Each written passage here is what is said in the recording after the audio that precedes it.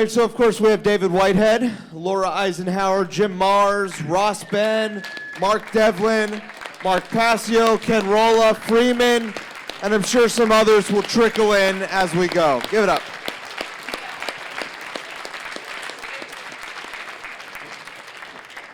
And if you can address a speaker individually and ask the question, that will help us expedite this all and make it real concise and good for everyone. Again, you can line up in the center of the room, ask the question towards a specific speaker, and let's get to it.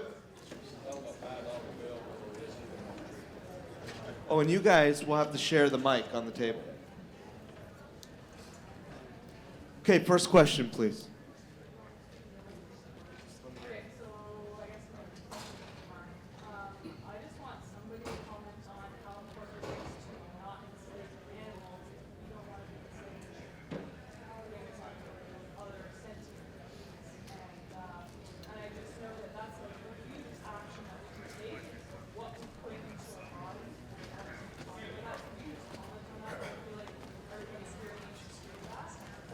Great. So the question is, how important is it to not consume animal products and to treat other sentient beings in a way that we would not want ourselves to be treated? Mark? I think it's tremendously important, and I think as long as we continue to enslave and farm other animals, we're going to be enslaved and farmed. That's direct in keeping with the principle of correspondence of as above, so below. So how we treat animals is going to be how we're ultimately dealt with and treated. So I definitely support vegetarianism and veganism, and I think that people should move in a progression toward not consuming or eating animal products, and should just basically treat all life as having value and not being owned. The animals should be free just like humans are free. We're an animal. We should not be enslaved, and nor should other animals be enslaved. So I'm definitely in agreement with your sentiment. Great, thank you. Tim, what's up, man? You're gonna have to, we ran out of mics, I guess, so to expedite this, go ahead. Well, then I can't. So then there's Tim, it's a clusterfuck though, but here you go, boss. I think, so then you're gonna have to handle, we don't have enough mics. Go ahead. All right, this question goes out to Ross and anyone else who wants to address this topic of techniques to manifest the Magi state and how we can magnify that to where when we put our intentions out, we can be more effective and more focused and get things done without getting distracted and, having more action instead of, being able to manifest our intentions. Yes, sir. Well, generally speaking, in today's computer, cell phone society that we live in, we have been electrified, and our magnetic potential has been diminished. So if we are in our, like the Magi, as he asked about the Magi is magnetic. The Magi magnetizes, magnifies the magnificence of his imagination, and that's how we manifest outside of the system, It's us and the omniverse directly. So,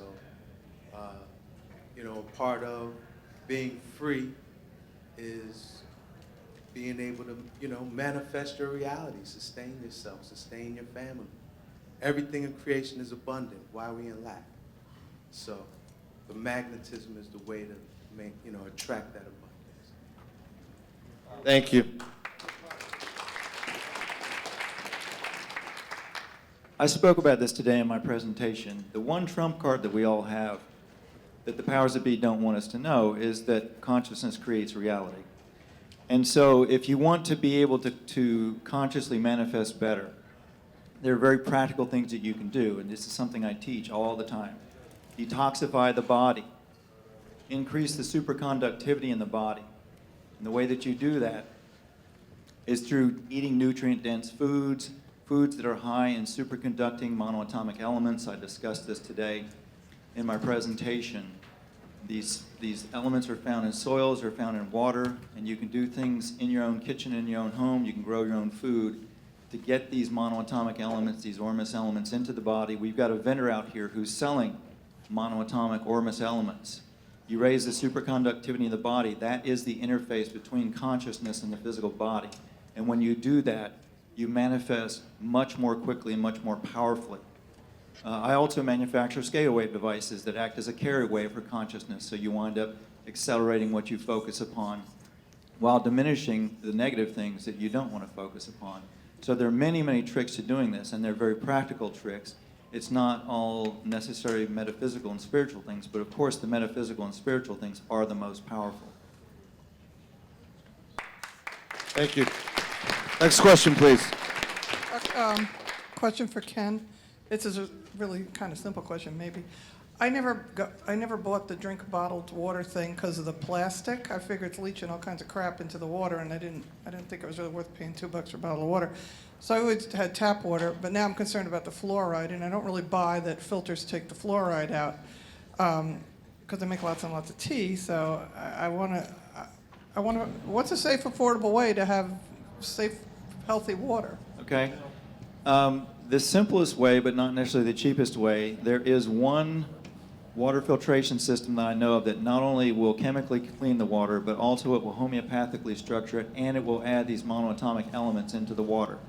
You can take New York City tap water or LA tap water, any crappy tap water, and it will turn it into living water high in ORMUS elements. And that is the Miracule water system, M-I-R-A-C-U-L-E. Their website's miraculewater.com. That is the simplest, most turnkey way of doing it. You can also buy bottled spring water if you can confirm that it's coming from a good source, or you can collect spring water from a non-contaminated source, which are going to be high in these monoatomic elements, and you can vortex it in a magnetic field. Practically speaking, the way that you do that is you can buy a device called a water vitalizer for about $400 or $500, and you can put spring water into it and do that. Or you can create your own. Actually, if you go online and Google magnetic blender, you can see how to put polarized magnets on a blender, and you can put spring water with minerals into it and vortex it in a magnetic field, and it will create these monoatomics as well. Thank you.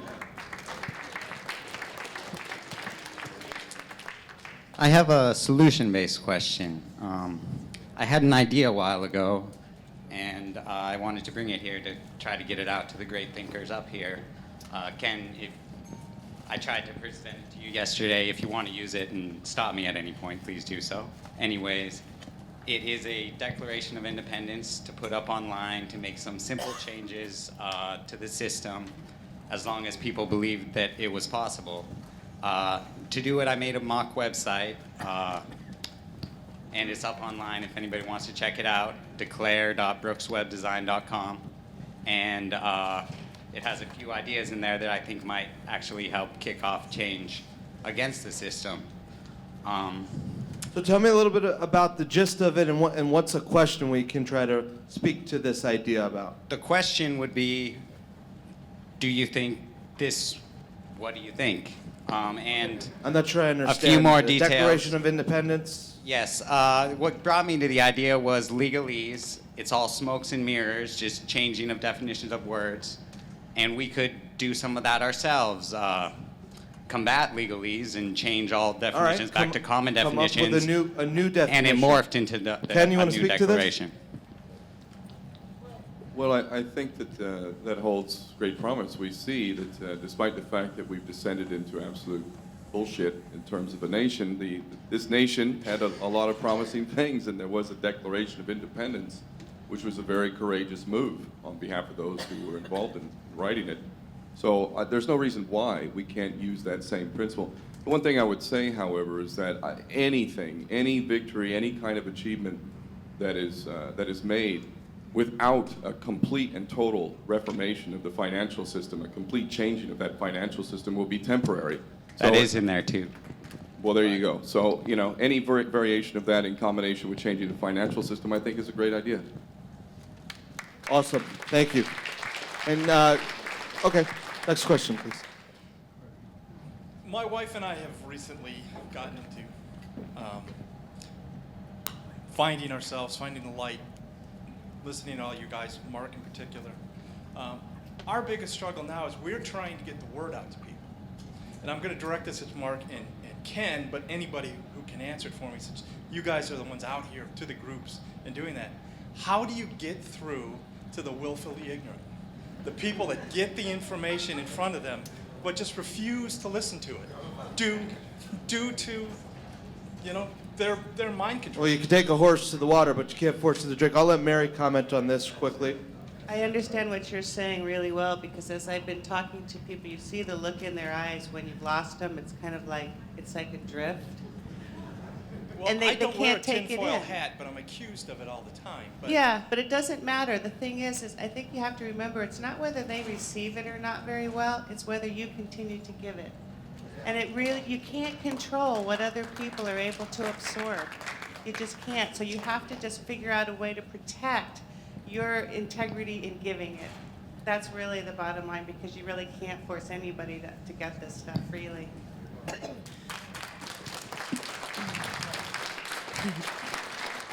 I've actually been talking about this stuff since I was a little kid, and I was shut up at the dinner table, and everybody in my school thought I was nuts, one most out of touch with reality for the senior class. Told people that before. You just kind of get used to it, and it's, you know, but at the end of the day, when you fall asleep at night and you're connecting with spirit, you know, something amazing just just this amazing feeling just comes, you know you're doing what you're doing for humanity and Gaia. You know you are looking out for your fellow human. You know that you are supporting change. And I just think that we need to spend a little bit more time, you know, validating our role and our bravery and, you know, the courage. So, you know, it's about planting seeds. What I do is when I'm in a room of people, I look for the weak point. If they're having relationship problems, I talk about sacred union. If they hate their job, I talk about how screwed up the system is. If they feel health issues, I talk about chemtrails. So I'm just, because if you want to talk to somebody, don't talk to them about something that they're loving, that they don't want to hear it, you know? Find that weak point, because once you open that door, the rest will bleed in, and once you plant that seed, the synchronicities will help them to see more information stream in. That's great advice. And I just want to make one comment about that myself, and that is, we're so connected to wanting people to wake up, and we call them sheeple, and we put them down. But the fact of the matter is, I would prefer them to be good people who have a moral compass, who will stand up when the time comes for what is right. Whether or not they know about 9/11 exactly, or the Rothschilds, or whatever, the chemtrails, or whatever the fuck it is, that's not as important to me as if they're going to be good people. That comes first. So let's not forget that. Next question, please. You can always wake up the sheeple by doing what the main character in the movie They Live did to the guy who wouldn't put on the glasses, but that's going to an extreme, so I wouldn't recommend that. Okay, but anyway, my question. A clashing of rights regarding the issue of illegal immigration and how to best handle it. One might make the argument that immigration is treated as a privilege because the people of a nation have the right to have their government do a vetting process on anyone or anything crosses the border. But one might make the argument that that clashes with one's right to liberty, right to travel, right to locomotion, to force them to go through a process to cross borders. So is it possible that we could ever see the day where people could cross borders without any government permission or paperwork filing, or sail into ports without having to go through an Ellis Island type procedure? Or do you always have to do some sort of a vetting process on immigrants to keep civilization from collapsing? Good question. Derek, I'm going to let you comment on this one. Are you asking if it's possible to have immigration without the state, basically? Treat immigration as a right and not a privilege. Like, people can go through the states without government permission. Why can't people cross international borders without government permission? What is immigration, like, without the state? Is it just fucking moving? Like, oh man, I want to live here. Oh, but you know what? Like, it's in a different country, so I have to immigrate there instead of, like, just packing up a U-Haul and, going there. So when the state's involved, moving is called immigration, and it fucking sucks. Because there's these imaginary lines drawn on a map that everybody has to abide by that are enforced with violence. And it sucks.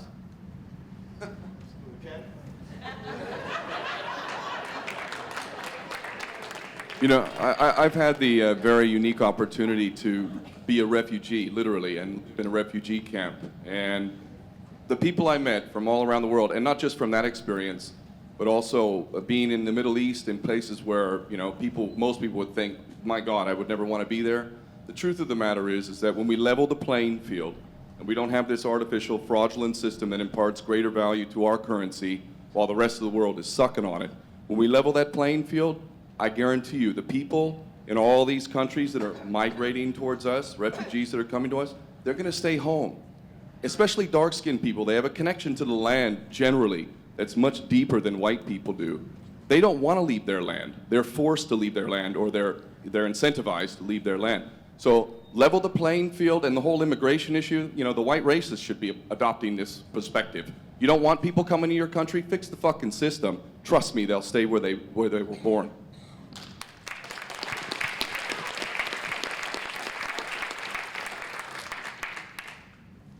I don't have a solution to that because immigration is not a privilege at all. It is a right. It's a God-given, not God-given right. Oh my God. My indoctrination just kicked in. It's a right. It's not a privilege. What's a border? Exactly. It's not. See, what you're doing is your indoctrination is kicking in. If all that shit didn't exist, you wouldn't say, well, I have to go through that progress or that process. It's a right. It's not a privilege at all. Thank you. Next question. All right, question for Brother Ken O'Keefe. All right, so what is your take on the Rojava Revolution in northern Syria, and do you think the U.S. and Turkish government, do you think they have like a hidden agenda to lead the Kurds to barbarism? Well, there's a lot to that, but you know, the Kurds are being used. They're conveniently being used right now. It's very well known to those who are paying attention that Mossad, Israeli interests are all throughout the northern part of the region. So they're just pawns in a game right now. But anything that would foster the breakup of Syria, anything that would foster partitioning it, dividing it, is consistent with Oded Younan's strategy for Israel in the 1980s, the Balkanization, and ultimately the expansion of Israel into greater Israel. So anything that would in any way foster that agenda, I would be against. Although I totally understand, and I've known many Kurds myself. In fact, in the refugee camp, I had many that were there as well. I totally understand their need and absolute right to have sovereignty and to find that way, but not in the context of splitting Syria. I don't see anything beneficial, even for the Kurds on that matter. Thank you. Please. This is for Mark, and it's just kind of a request for clarification and possible point of contention, because I didn't really... Oh, sorry.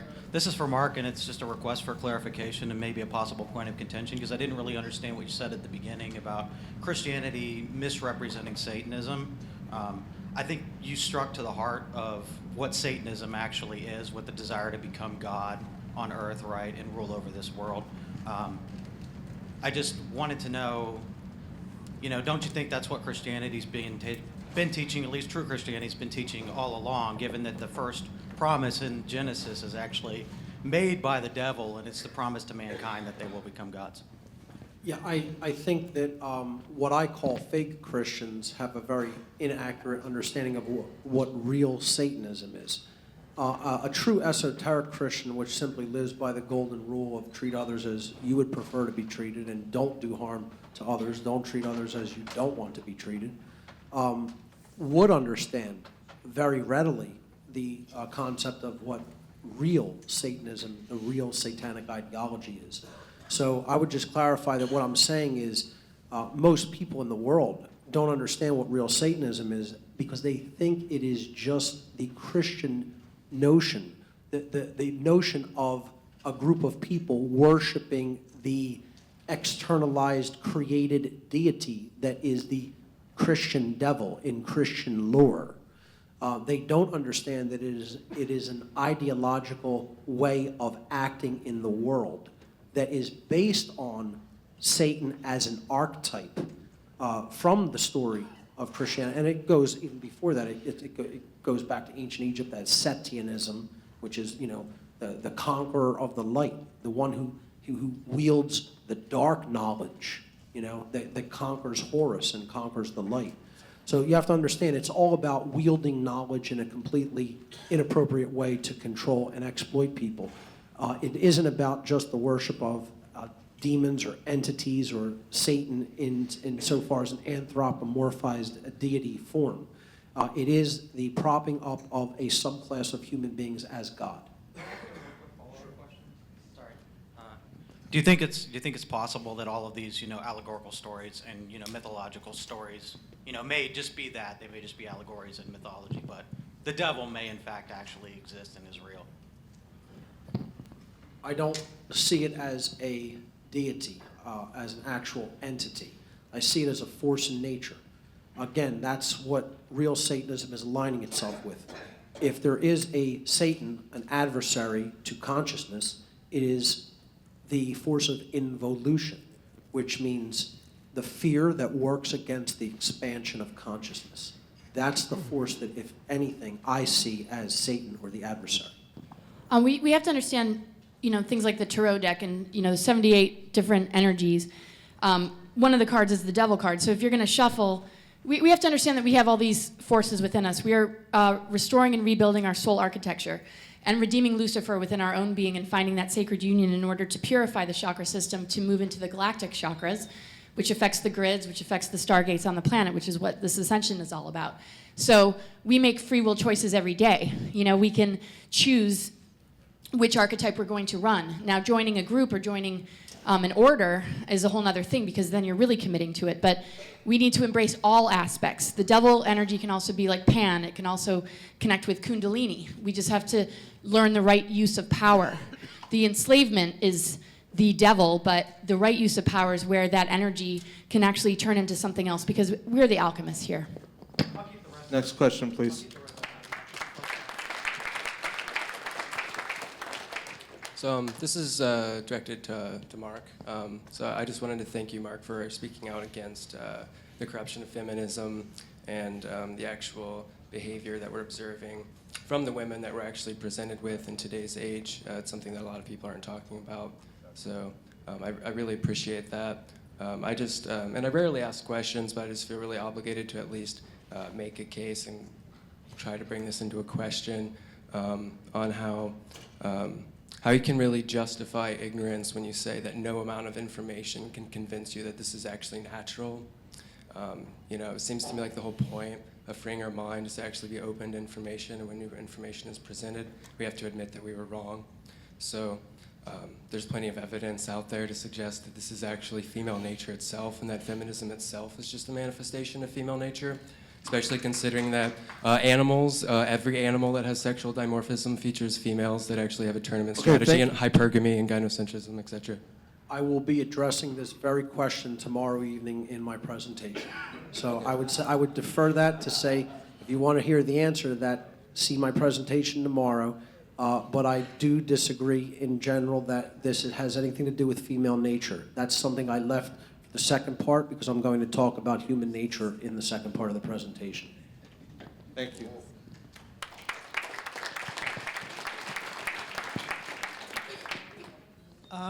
My question is for Mark. I heard one of your talks about, you mentioned primary and secondary psychopathy, and you also mentioned that you were at least partly on your way to becoming a secondary psychopath. I will just use my own family as an example, but it's very prevalent in our society. But I have a family member, a brother-in-law, who is definitely a narcissistic psychopath. I don't know whether he was born that way or whether he's secondary, but I do have family members that were raised by him who are now displaying the same behaviors. I would like to know if you know of any way of detecting whether someone is primary or secondary. Very difficult without knowing a whole lot about their past. You would probably have to discuss the person's past with their parents if they are still alive, and really understand all of the events that happened, particularly in the person's early childhood. That's my answer to that question. Thank you.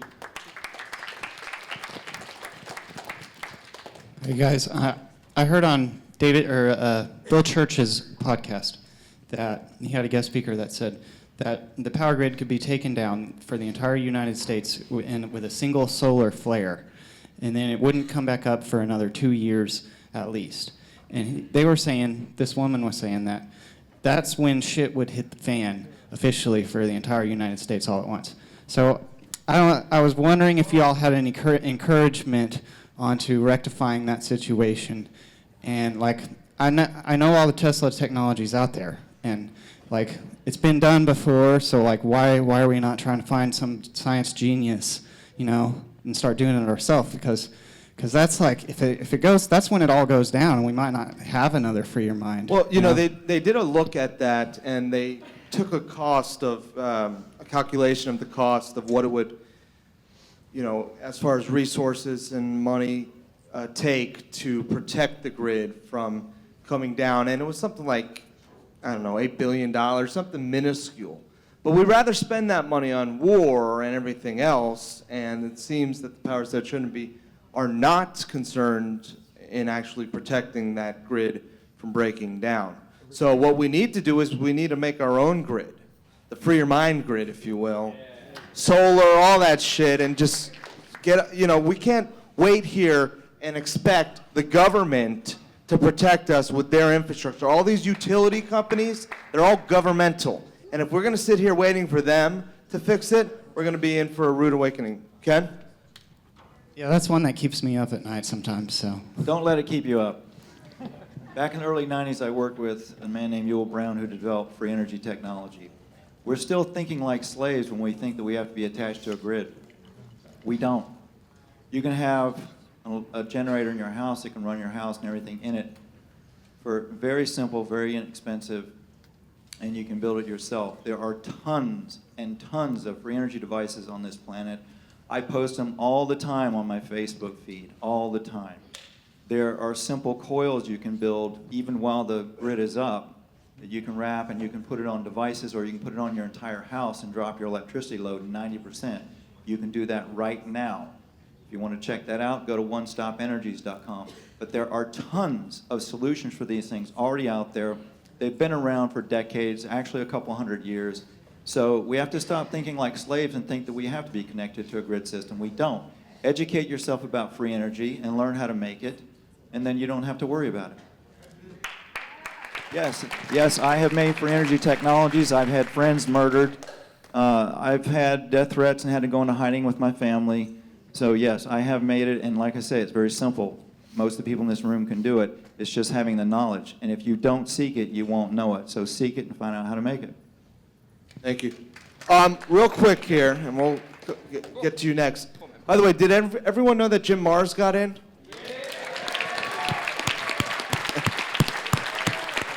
He will be speaking tomorrow. And raise your hand if you had a question for Jim in the line. Come on up to the front. Bob, will you ask Jim an you educated can, you question can. and give him, I don't know, what has Jim been up to? What are you hot on? And what's your next project? Well, yeah, okay, good question. And then we're going to let Jim go. It's late. He's been traveling all day. I'm up to about 5'7", just where I've always been. No, thank you. I am working on a new book, but it's a little premature. But I would encourage you to come listen to my talk tomorrow. What is it, 3:30. 3:30 on population control, because this gets beyond philosophy, gets beyond politics. This is we're now talking self-defense.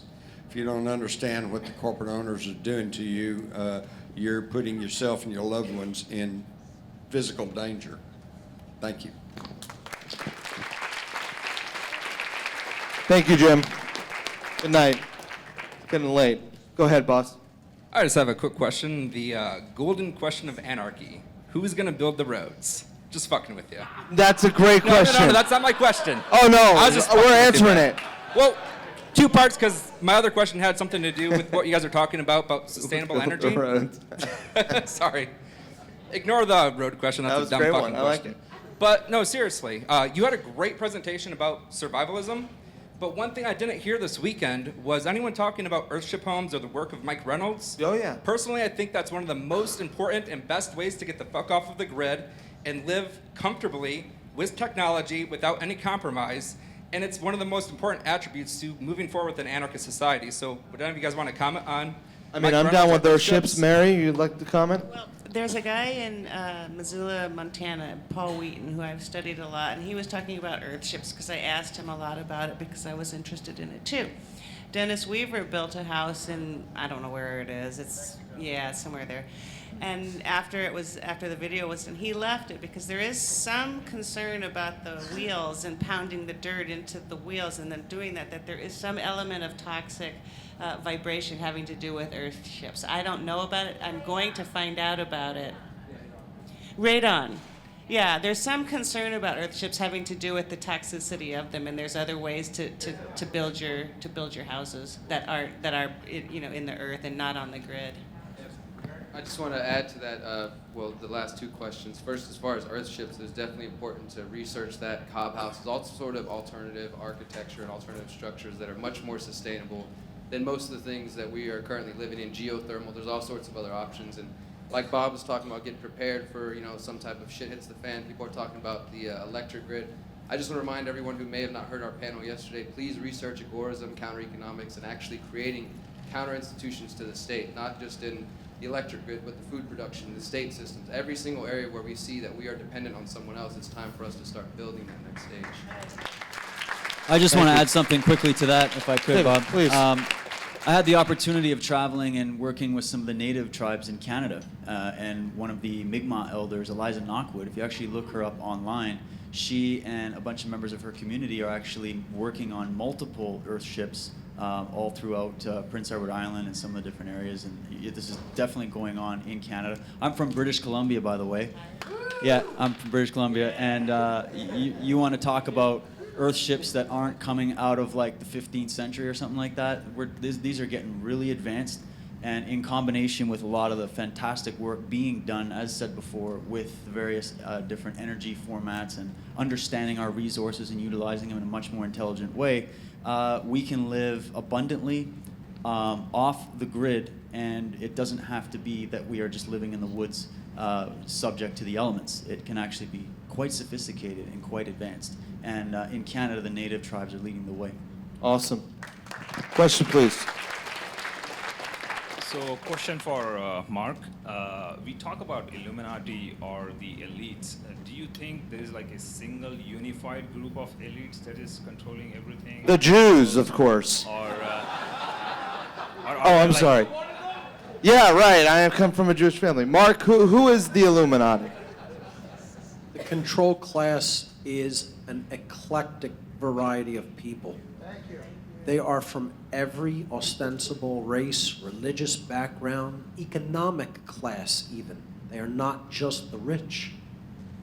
When I was involved in Satanism, every dynamic in human society was represented in that religion. Every one. You pass by Satanists on the street who are actively involved in this agenda at a knowledgeable level, probably every day. a follow-up question would be like, are there like multiple groups that are controlling like Oh, different of parts course of the there are. regions? Oh, or so many interconnected networks of different types of satanic groups and affiliate orders. Yeah, it's a complicated spider web, but there's no one specific group. It's an eclectic variety, and I'm telling you that you probably pass by Satanists who are involved without even realizing it on a day-to-day basis. One quick comment from Ken. Just to be clear, I actually see the Jewish population as pawns in a game. I think there is power behind the Jewish bankers, but that fits into the fascinating category, and we can debate that till the end of time. What cannot be argued is that it is dominated by Jewish bankers, the system currently, and they'll be the fall guys. They'll be the ones that'll be sacrificed by the real powers that are not in view. And that's why I consider myself one of the best friends to the Jews, period. Seriously, some tough love. You're being used, and you're going to be fucking sold out. That's the nature of the tyrannical game. I dig it. Next question. My question is, the more the individual knows themselves and breaks the spell of anyone having the right to rule over you, how much of an effect can dark occultism still have over you in regards to subliminal content and other areas? Good question. Ross, Ben? No? Oh, I got a perfect person for this. Mark Devlin. Well, my feeling is similar to what I outlined at the end of my talk. It's all about getting the subliminal influences out of the subconscious mind and into the conscious mind where they can be logically understood and processed. And I feel that once that happens, you break the spell that's been put on you. The analogy that I always use is when you get a stage magician or illusionist that performs a trick that seems impossible, when they explain how it was done, you'll never be fooled by that trick again because you understand the methods that were used. So I think a deep understanding of the methods and tactics that are used against us breaks that effect, and large numbers of people need to come to these understandings. And I feel that's the way this process can be broken.